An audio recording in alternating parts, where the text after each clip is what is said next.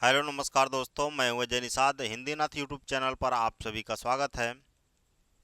यदि आप किसी ऐसे एग्जाम की तैयारी कर रहे हैं जहां पर हिंदी साहित्य का इतिहास पूछा जाता है तो ये क्लास बहुत बेहतर है आपके लिए। और इसमें हम सिर्फ सीधा सीधा करने वाले हैं प्रश्नोत्तरी। यहाँ पे आपका तथ्य दिया हुआ है और यहाँ पर उत्तर दिया हुआ है। वे ये ऐसे प्रश्न है जो विभिन्न एग्जामों में पूछे गए हैं। ये दाएं साइड में आप देख सकते हैं यहाँ पर। तो एक भी प्रश्न बेकार नहीं है, ठीक है।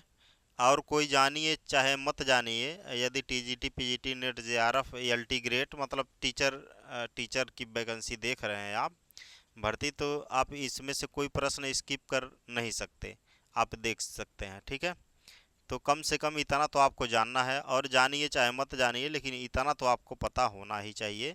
तो उसी लिए हम लोग इसको कर रहे हैं। इसके पहले हम लोग आदिकाल कर चुके हैं हिंदी साहित्य के इतिहास में। अब हमारी बारी है कि अब हम करें भक्ति काल को। भक्ति काल में बहुत सारी चीज़ें हैं, मैं दिखा रहा हूँ आपको ताकि आपको ये पता चल सके कि हम लोग क्या आगे पढ़ने वाले हैं और इसका क्या बेनिफिट मिलेगा। देखिए, ये तमाम एग्जामों में पूछा गया है और बहुत सारा है, ठीक है, तथ्य। और ये एग्जाम में पूछा गया है इसलिए बेहद इम्पोर्टेंट है। और पढ़िए चाहे मत पढ़िए, यहाँ पर देखिए ये तमाम तमाम एग्जाम में पूछा गया है। तो 2013, 16, 21, 17, 15, 21, यहाँ पे देखिए 2021 तक का जो 21 में एग्ज़ाम हुआ था, 20 में एग्ज़ाम हुआ था, उन सभी के बारे में है, ठीक है। तो अभी हम लोग भक्ति काल करने वाले हैं और भक्ति काल में जितना हो सकेगा करते हुए जाएंगे। और हमारा ये विशेष निवेदन है आपसे कि आप इसको देखिए, देखते समय इसको कोशिश करिए आप याद हो जाए। एक दो बार रिपीट करके वीडियो देख सकते हैं।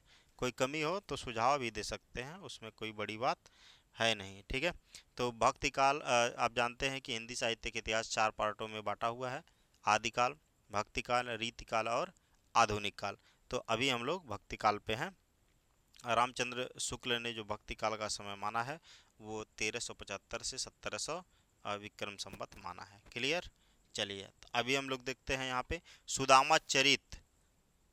चरित का काव्य ग्रंथ है, ये किसका है? तो नरोत्तम दास जी का है, इनके द्वारा रचा गया। अकबर के दरबारी कवि थे, कवि गंग अकबर के दरबारी कवि थे। धर्म का प्रवाह, ज्ञान और भक्ति इन तीनों धाराओं में चलता है। यह कथन किसका है? आचार्य रामचंद्र शुक्ल का है कि धर्म का प्रवाह, ज्ञान और भक्ति इन तीनों धाराओं में चलता है। कर्म, ज्ञान और भक्ति। संस्कृत, अरबी और फारसी के पूर्ण विद्वान थे। कौन थे? तो रहीम थे। रहीम की कविता नगर शोभा, नगर शोभा किसका है? रहीम का है, रहीमदास जी का है। एकेडमिक में हम लोग इसको पढ़े हैं। इसमें नगर का संकुचित वर्णन किया गया है, विशेषता है ये। इनमें वर्ण व्यवस्था के अनुसार उनके जाति की स्त्रियों का वर्णन किया गया है। ये स्त्रियां अपना उत्पाद बेचने का काम करती हैं। ये विशेषता है किसका? नगर शोभा का। और जन्म काल के अनुसार भक्त कवियों का सही अनुक्रम है सूर, तुलसी, मीरा और दादू। कृपाराम द्वारा रचित नायिका भेद की सबसे पुरानी पुस्तक कौन है? हित तरंगिणी है। रुद्र संप्रदाय की स्थापना हुई थी, की थी किसने की थी? विष्णु स्वामी ने की थी। रामानुजाचार्य ने किस दर्शन का प्रतिपादन किया? तो विशिष्टाद्वैतवाद दर्शन का। निम्बकाचार्य का संबंध किस दर्शन से है? द्वैताद्वैतवाद से है। और आकाश धर्मागुरु कहा जाता है रामानंद को, रामानंद को आकाश धर्मागुरु कहा जाता है। अकबर के दरबार में कवि थे, कौन कवि थे? रहीम थे। कई लोग थे, यहाँ पे जो ऑप्शन में 4 ऑप्शन में रहा होगा वहाँ पे रहीम रहा होगा, इसलिए ये सही है। इनकी उक्तियाँ ऐसी लुभावनी हुई कि बिहारी आदि परिवर्ती कवि भी उनमें से बहुता का अपहरण करने का लोभ न रोक सके। आचार्य रामचंद्र शुक्ल ने रहीम के बारे में ये कहा है। क्या कहा है? तो इनकी युक्तियां यानी कि रहीम की युक्तियां ऐसी लुभावनी हुई कि बिहारी आदि परिवर्ती कवि भी उनमें से बहुतों का अपहरण करने का लोभ न रोक सके। ये रहीम के विषय में कहा गया है। भक्ति रसामृत सिंधु के रचयिता कौन है? रूप गोस्वामी है। कौन है? रूप गोस्वामी है। जिस प्रकार मीराबाई ने जाके सिर मोर मुकुट मेरो पति सोई कहकर कृष्ण की भक्ति प्रतिरूप में की, उसी प्रकार अंदाल अंदाल दक्षिण भारतीय भक्त कवित्री थी। ये इन्होंने कहा स्वामी कृष्ण के अतिरिक्त किसी और को अपना पति नहीं बना सकती। ये किसने कहा? अंदाल ने। और जो मीराबाई है उन्होंने क्या कहा? जाके सिर मोर मुकुट मेरो पति सोई। हम लोग ज़्यादा इस पर डिस्क्रिप्शन नहीं दे रहे हैं, एक्सप्लेन नहीं कर रहे हैं इसका। उसका क्लास हम लोग अलग से करते हैं 125 क्वेश्चन का, तो उसको आप देख सकते हैं जहाँ पे चारों विकल्प का हम लोग विधिवत एक्सप्लेनेशन करते हैं। ठीक है, यहाँ पे हम लोगों का मेन टारगेट रहेगा कि एग्ज़ाम के पहले आप इसको रिवीजन कर सकें, या जब भी रिवीजन करने का इच्छा हो इसको देख सकें आप। ठीक है, ताकि सिलेबस एक बार आपके नज़र में बना रहे और मोस्ट इम्पॉर्टेंट जो क्वेश्चन हैं उनका आपको स्मरण रहे। विष्णु संप्रदाय को रुद्र संप्रदाय संज्ञा से भी अभिहित किया जाता है। और मान सहित विष खाए के शंभु भये जगदीश, बिना मान अमृत पिए राहु कटायो शीश। सृजन में संकलित ये पंक्तियाँ जो है, सृजन में संकलित ये पंक्तियाँ किसकी हैं? रहीम की हैं। तुलसी के वचनों के समान रहीम के वचन भी हिंदी भाषी भूभाग में सर्वसाधारण के मुख पर रहते हैं। ये कथन किसका है? रामचंद्र शुक्ल का। तुलसी का जैसा वचन है आम जनमानस के जबान पे रहता है, वचन पे रहता है, उसी प्रकार इनका भी मिलता है। किसका? रहीमदास जी का। मदनाष्टक के रचयिता का नाम क्या है? रचयिता रहीम जी हैं। मदनाष्टक इनकी रचना है। और देखो टीजीटी 2017 में पूछा गया, ये यूपी टीजीटी 2017 में। कवित कहियो दोहा कहियो तुलो न छपयो छंद, विरच्यो यह विचार के यह बख्यो रस कंद। ये रहीम की पंक्ति है और जीआईसी प्रवक्ता 2017 में पूछा गया। रहीम कृत मदनाष्टक की भाषा क्या है? खड़ी बोली है। खेट कौतुकम के रचनाकार कौन है? रहीमदास जी हैं। और उत्तर भारत में भक्ति का प्रसार करने का श्रेय किसे दिया जाता है? रामानंद को दिया जाता है उत्तर भारत में। और दक्षिण में अलवार संतों ने किया। भक्ति आंदोलन को ईसाइयत की देन कहने वाले इतिहासकार जॉर्ज ग्रियर्सन रहे। हिंदी साहित्य का स्वर्ण युग किस काल को कहा जाता है? भक्ति काल को। और स्वर्ण युग किसने कहा? तो ये क्या? श्याम सुंदर दास जी ने। और स्वर्ण काल किसने कहा? तो जॉर्ज ग्रियर्सन ने भक्ति काल को स्वर्ण काल कहा। भक्ति आंदोलन को लोक जागरण कहा हजारी प्रसाद द्विवेदी ने। भक्ति आंदोलन को लोक जागरण काल कहने वाले हजारी प्रसाद द्विवेदी जी हैं। भक्ति काल को बौद्ध धर्म की देन किसने कहा? तो हजारी प्रसाद द्विवेदी ने कहा। अपने पौरुष से हताश जाति के लिए भगवान की शक्ति और करुणा की ओर ध्यान ले जाने के अतिरिक्त दूसरा मार्ग ही क्या था? यह कथन रामचंद्र शुक्ल जी का है। हिंदी साहित्य का इतिहास जब शुरुआत में पढ़ेंगे तभी ये कथन मिलेगा। बहुत ही मोस्ट इम्पॉर्टेंट क्वेश्चन है, इसको भूलिएगा मत। और जो भी पढ़ लेंगे एक बार भूलेंगे नहीं। ठीक है ना। भक्ति काल का काव्य नहीं है। नहीं है कौन नहीं है? छायावादी। ये भक्ति काल का नहीं है, ये आधुनिक काल का है। भक्ति का प्रारंभ हुआ है दक्षिण भारत से। और अलवार वैष्णव की संख्या 12 थी, ये भी याद रखिएगा। अलवार वैष्णव की संख्या कितनी थी? तो 12 थी। समग्र भक्तिकालीन काव्य पर अहंकार का त्याग विशेषता लागू होती है। समग्र भक्तिकालीन काव्य पर कौन सा होता है कि अहंकार को त्याग करिए, ये विशेषता लागू होती है। ऑप्शन के अनुरूप है ये। रामानंद यानी रामानंद रामानुजाचार्य की शिष्य परंपरा में आते हैं। और अद्वैतवाद के अनुसार जीव और ब्रह्म एक हैं। किसके अनुसार? तो अद्वैतवाद के अनुसार जीव और ब्रह्म एक हैं। कृष्ण के साथ राधा की महानता विशेषता है। कृष्ण के साथ राधा की महानता विशेषता कौन सा है? सनकादि संप्रदाय की। कमल दल नयनन की उन्मानी, बिसरत नाहि सखी मो, मन ते मंद मंद मुस्कानी। यह जो पद चरण है इसके रचनाकार रहीमदास जी हैं। और नीचे दिया हुआ है सूची 1 और 2। एक तरफ तो वाद है, कोई धर्म है, संप्रदाय है, मत है, और उसको देने वाले आगे दिया हुआ है। तो विशिष्ट द्वैतवाद के जनक कौन है? रामानुजाचार्य। द्वैतवाद के मध्वाचार्य। और शुद्धाद्वैतवाद के, शुद्धा होना चाहिए यहाँ पे, शुद्धाद्वैतवाद के विष्णु स्वामी। और देवताद्वैतवाद के निम्बकाचार्य। संवत 1375 से 1700 तक, ये संवत में है, ईस्वी में नहीं है, कि साहित्य काल को क्या कहा जाता है? भक्ति काल कहा जाता है।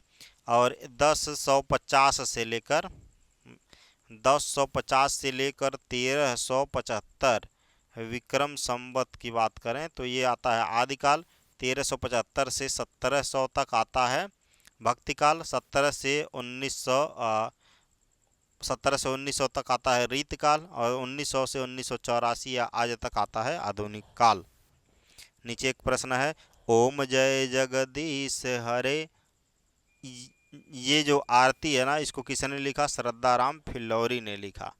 ठीक है, इसमें कितना लगता है कि कितनी शक्ति होगी? बहुत सारी शक्ति होगी, लेकिन ये अनुमान लगा लो कितना, 500-600 साल पहले का है, ये 500 साल पहले का है ओम जय जगदीश हरे जो लिखा हुआ है। द्वैतवाद के प्रणेता कौन है? मध्वाचार्य हैं। देखो, जब द्वैतवाद कई चीज़ें, जब सिंपल एक हो द्वैतवाद तो ये मध्य में आएगा, बस इतना जान लेना। तो मध्वाचार्य हो गया। शुद्धाद्वैतवाद दर्शन के प्रवर्तक वल्लभाचार्य हैं। हिंदी का भक्ति काल बाहरी आक्रमण की प्रक्रिया है, यह रामचंद्र शुक्ल का है। रामानुज के श्री संप्रदाय में उपासना होती है। विष्णु की अलवार महिला संत हैं अंडाल। अंडाल जो है अलवार महिला संत हैं, और इन्हीं के बारे में आया था एक बार, जो कृष्ण को पति मानती थी, उनके अतिरिक्त और किसी को नहीं मानती थी। वैष्णव भक्ति का आचार्य नहीं है कौन? शंकराचार्य वैष्णव भक्ति के नहीं हैं, द्वैतवाद के हैं। और देखिए यहाँ पे लिखा होगा नीचे, द्वैत नहीं, द्वैत और एक है द्वैतवाद के हैं ये। तो कहाँ पे थे हम लोग? यहाँ ब्रह्म संप्रदाय का प्रवर्तक नहीं, विष्णु वैष्णव भक्ति का आचार्य नहीं है शंकराचार्य, यहाँ पे थे। ब्रह्म संप्रदाय का प्रवर्तन किसने किया? मध्वाचार्य ने। भ्रमर गुफा के लिए दूसरा उपयुक्त नाम कौन है? ब्रह्मरंध्र। ब्रह्मरंध्र। श्री कृष्ण भक्ति का संप्रदाय नहीं है। तत्सुखी संप्रदाय जो है कृष्ण से संबंधित नहीं है। यहाँ एक तरफ संप्रदाय, दूसरे तरफ अनुयायी दिया हुआ है। वल्लभ संप्रदाय के अनुयायी कौन रहे? गोविंद स्वामी रहे। निम्बार्क संप्रदाय के हरि व्यास देव रहे। राधा वल्लभ संप्रदाय के दामोदर दास।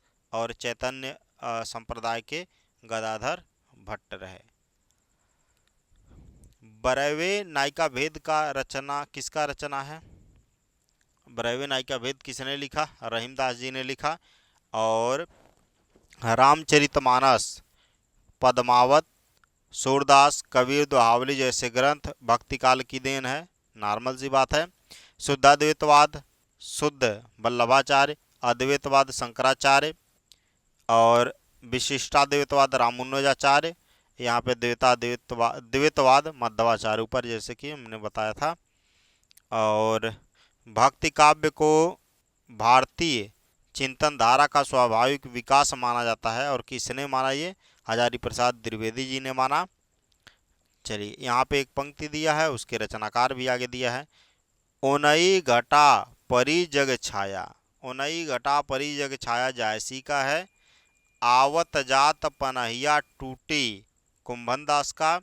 अति मलिन बिरसभानुज कुमारी, ये हैं सूरदास। कीरति भनीति भूति भल सोई, ये तुलसीदास जी का है। क्लियर। तो यहाँ से पंक्तियाँ पूछी जाएंगी आपको। यहाँ पर ये दाएं साइड में मत देखो कि 2014 भर में पूछा गया है, बहुत सारे एग्जाम में ये आ चुका है पंक्तियाँ। और आजकल का ट्रेंड हो गया आजकल के एग्जाम का कि पंक्तियाँ आएंगे ही आएंगी। अद्वैतवाद के दार्शनिक सिद्धांत तो उसके कवि रैदास हैं। विशिष्टाद्वैतवाद के तुलसीदास, शुद्धाद्वैतवाद के कुंभन दास और सखी संप्रदाय के हरिदास। अद्वैतवाद के प्रवर्तक शंकराचार्य हुए। कौन हुए? अद्वैतवाद के प्रवर्तक शंकराचार्य हुए। तो भक्ति काल में इतना हम लोग अभी किए, ठीक है, 2 पेज किए। अब आगे चलते हैं और जानेंगे संत काव्य के बारे में। किसके बारे में? संत काव्य, जैसे कबीर जी, इसी में मिलेंगे आपको। तो कबीर में जो रहस्यवाद पाया जाता है वह अधिकतर सूफियों के प्रभाव के कारण हुआ है। ये आचार्य रामचंद्र शुक्ल का पंक्ति है। और ज्यों ज्यों तिरिया पिरह बसे सूरत रहे पियो माहि, ऐसे ऐसे जन जग में रहें गुरु को भूले नाहि। ये सहजो बाई की है पंक्तियाँ। बहुत बढ़िया लाइन है भाई। ज्यों तिरिया पीरह बसे सूरत रहे पियो माहि, ऐसे जन जग में रहें गुरु को भूले नाहि। क्लियर। आगे ये किसका है? सहजो बाई का है। प्रभु जी तुम चंदन हम पानी, देखो जब प्रभु जी शुरू में आएगा तो दास आएगा, ठीक है। प्रभु जी तुम चंदन हम पानी, जाकी अंग अंग बास समानी। द निर्गुण स्कूल ऑफ हिंदी पोएट्री शोध ग्रंथ है। ये किसका है? पीताम्बर दत्त वर्थवाल का। महाराष्ट्र के भक्तों में सबसे पहले नाम आता है नामदेव का। वह संत जिसने विदेशी आक्रमणकारियों के विरुद्ध आवाज़ उठाई गुरु नानक देव। माया महाठगनी हम जानी, ये कबीर दास का कथन है। माया महाठगनी हम जानी, हम अपने को ऐसे धार्मिक आंदोलन के सामने पाते हैं जो उन सब आंदोलनों से कहीं अधिक विशाल है जिन्हें भारतवर्ष में कभी देखा है, जिन्हें भारतवर्ष ने कभी देखा है। यह भक्ति आंदोलन विषयक यह युक्ति किसकी है? तो जॉर्ज गिरियर्सन की है। संत दादू दयाल की शिष्य परंपरा से असंबद्ध संत कौन है? पीपा है। 4 ऑप्शन रहा होगा, इसको छोड़िए। और राजस्थान से संबंधित संत भक्त संप्रदाय नहीं है, बावरी संप्रदाय। कबीरदास ऐसे ही मिलन बिंदु पर खड़े हैं जहाँ से एक ओर हिंदुत्व निकल जाता है और दूसरी ओर मुसलमान मानवत्व। कबीर विषयक यह युक्ति किसकी है? हजारी प्रसाद द्विवेदी की है। गुरु नानक का जन्म 1469 ईस्वी कार्तिक पूर्णिमा के दिन हुआ था पंजाब के तलवंडी में। निर्गुण भक्ति काव्य धारा में उदासी संप्रदाय के प्रवर्तक कौन है? तो श्री चंद है। कौन है भाई? श्री चंद है। कबीर का भक्ति आंदोलन विद्रोह मूलक है, तो गोस्वामी तुलसीदास का प्रतिरोधात्मक। यह विचार किसने दिया? डॉक्टर बच्चन सिंह ने दिया। गुरु नानक देव की माता का नाम क्या था? तृप्ता था। हम तो भागति मुकति मैं आया, गुरु प्रसाद राम गुण गाया। यह पंक्तियाँ कबीर की परिचय से लिया गया है। संत काव्य परंपरा का वह कवि जो अपनी विद्वत्ता सर्वाधिक शिक्षित होने के लिए प्रसिद्ध था, वो कौन था? बाबू सुंदरदास थे। कबीर कुत्ता राम कुतिया मेरा नाव, कबीर कुत्ता राम कुतिया मेरा नाव, गले राम की जेवड़ी जित खैचे तित जाऊं। यह इस दोहे में आत्मसमर्पण की तरह मानसिक व्यक्त हुई है। कबीरा कुत्ता राम का, मुतिया मेरा नाव, गले राम की जेवड़ी जित खैचे तित जाए। ये तो बहुत पहले हम लोगों के गांव में गाया जाता था, वही वाली लाइन है, ठीक है। चलो। कै विरहीन कु मीच दे, कै आपा दिखलाय, 8 पहर का दाछड़ा मोपे सहा न जाय, इस पंक्तियों में प्रेम की विरह की अतिशयता स्थिति का वर्णन हुआ है। कै विरहीन को मीच दे, कै आपा दिखलाए, आठ पहर का दाझड़ा, मौ पे सहा न जाए। कबीरदास जी ने अपने रहस्यवादी और दार्शनिक विचारों की व्याख्या की है रामायणी में। साखी शब्द रामायणी की रचना है और रामायणी में उन्होंने की है। कबीरदास की भाषा क्या है? सदुक्कड़ी है, कम पंचमेल खिचड़ी है। पाहन पूजे हर मिले, तो मैं पूजूं पहाड़, यह युक्ति कबीरदास जी की है। पत्थर पूजने से हर मिले, तो काहे न मैं पूजूं पहाड़, वही वाली लाइन। निर्गुण भक्ति धारा का कवि नहीं है मीरा, निर्गुण भक्ति धारा की नहीं है, यह सगुण भक्ति धारा की है, यानी कि जो ईश्वर को मानते हैं, ईश्वर को मानते हैं, सगुण निर्गुण। हाँ चलिए। और सिख संप्रदाय के प्रवर्तक गुरु नानक देव जी थे। मलुकदास की रचना है रतन खान, रतन खान है। और अजगर करे न चाकरी, पक्षी करे न काम, दास मलुका कह गए सबके दाता राम। ये मलुकदास की पंक्ति है। वह कवि जिसकी रचना से प्रभावित होकर अकबर ने गोवध बंद करवाया था, वो संत दादू दयाल थे। कौन थे? संत दादू दयाल। इनसे प्रभावित होकर गोवध रुकवा दिया था किसने? अकबर ने। चलती चाकी देख के दिया कबीरा रोए, दो पाटन के बीच में साबुत बचा न कोय। इस काव्य पंक्ति में शब्द शक्ति कौन सी है? व्यंजना शब्द शक्ति है। माँ मनुआ तो दौ दिस फिरे, यह तो सुमिरन नाहि, यह कबीरदास की पंक्ति है। अड़ असणिया छाई पड़ी, पंथ निहार निहार, जिभड़िया छाला पड़या, राम पुकार पुकार, सूफी साधना। इस साखी में सूफी साधना पद्धति का मुख्य प्रभाव मिलता है और इसमें गिरिडा वाला रस है। ठीक है ना। दुल्हन गावहु मंगलाचार, पद में प्रेम का, दाम्पत्य प्रेम का वर्णन है, रूप मिलता है। ढाई आखर प्रेम का, पढ़े सो पंडित होए। कबीरदास का पंक्ति है ये, देखिए 2021 में भी पूछा है। ठीक है ना, DSSB में, भले ही आप जानते हो। गुरु नानक का जन्म हुआ था तलवंडी में। बिठोरा का भक्त माना जाता है नामदेव को। और श्रृंगार रस के घोर विरोधी संत कौन थे? सुंदरदास। कबीर की उलटवासियों में प्रमुख रस है अद्भुत रस। सबसे प्रमुख रस कौन सा है? अद्भुत रस है। और मगहर और लोई, मगहर और लोई कबीर से संबंधित हैं। मगहर में उनका देहांत हो गया और लोई उनकी माता का नाम। कबीर की पत्नी का नाम, कबीर की पत्नी का नाम लोई और नीरू नीमा उनके माता पिता थे। संत काव्य की प्रवृत्ति नहीं है वर्ण व्यवस्था को प्रोत्साहन करना। यहाँ पे देखिए फिर आ गया, अजगर करे न चाकरी, पक्षी करे न काम, दास मलुका कह गए सबके दाता राम। मलुकदास की पंक्ति है। और निर्गुण भक्ति के कवि नहीं है। कौन नहीं है? रामानुजाचार्य निर्गुण के नहीं है। 4 ऑप्शन दिया रहेगा, वहीं इसी में से एक लगाना है आपको टिक। संत कवि नहीं है श्रीधर पाठक।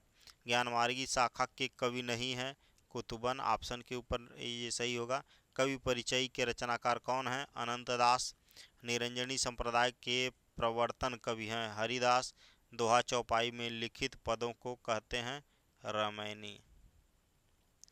और दशरथ सूत तिहुलोक बखाना, राम नाम का मरम न आना। यह इस पंक्तियों में कबीर का कहना क्या है? मेरे राम नाम का मर्म कुछ और है। कबीर के निर्गुण पंथ का आधार भारतीय वेदांत और सूफियों का प्रेम तत्व है। यह विचार है रामचंद्र शुक्ल का। संत कवि नहीं है, तुलसीदास संत कवि नहीं है। और वह कवि जिसका संबंध संत काव्य से नहीं है, अग्रदास संत काव्य से संबंधित ये नहीं है। भाषा भाषा पर कबीर का जबरदस्त अधिकार था, वे वाणी के डिटेक्टर थे। यह उक्त कथन किसका है? हजारी प्रसाद द्विवेदी का है। संत काव्य में शब्द से अभिप्राय है गेय पदों वाली रचना। कबीर के काव्य की प्रमुख नहीं है शास्त्रोनुमोदन। मध्यकालीन संत काव्य का प्रभाव नहीं है। कौन है? जैन साहित्य। ऑप्शन के ऊपर डिपेंड करेगा ये। आत्मानुभूति पर अधिक बल देना संत काव्य है। आत्मानुभूति पर अधिक बल देना ये संत काव्य है। और धार्मिक रूढ़ियों और परंपराओं के अनुकरण का विरोध संत काव्य में है। ब्रह्म पार ब्रह्म के तेज का कैसा है उन्मान, कहिबे कु शोभा नहीं देखा ही परमान। सरयू में संकलित उक्त काव्य पंक्तियां हैं कबीरदास की। और दादू दयाल का जन्म हुआ अहमदाबाद में। दादू दयाल का जन्म हुआ। साधन के 3 अवयव बताए गए हैं, कर्म, ज्ञान और भक्ति। कर्म, ज्ञान और भक्ति। कबीर ने अपने निर्गुण पंथ में भारतीय वेदांत तत्व शामिल किया, जिसका नाथ पंथ में प्रभाव था। ठीक है ना। तो यहाँ तक हम लोग किए। देखिए 1 पेज, 2 पेज, 3 पेज, 4 पेज और 5, 6 पेज। ठीक है ना। 1, 2 और ये 3 हो गया, फिर ये 4, फिर ये 5 और 6। तो 6 पेज इतना रटिए आप। रटिए मतलब का बार बार देखिए, रिवीजन करिए, ताकि आपको बढ़िया से यह रिवीजन रहे। 5 पेज 6 पेज हम लोग कर रहे हैं, इतना कम नहीं है। और एक क्लास में आप क्लास लेते हैं, उसमें कितना तथ्य मिलता है आप अच्छी तरह जानते हैं। तो यहाँ पे इसको रिवीजन करिए और फिर हम लोग मिलेंगे जस्ट अगले क्लास में एक ब्रेक के बाद। ठीक है। कोई सुझाव हो तो आप बिल्कुल दीजिएगा, हम करने का पूरा कोशिश करेंगे आपसे सुझावों का समाधान। तो आज के लिए बस इतना ही। और ये सब नज़ारा रहा क्वेश्चनों का। और हमारे नाथ स्टडी ऐप पर जाकर आप इसको वहाँ से डाउनलोड कर सकते हैं, देख सकते हैं, पढ़ सकते हैं। और ये PDF सारा वहाँ पर मिल जाएगा आपको। ठीक है। इसी के साथ आज के लिए बस इतना ही। Thank you for listening and God bless you all.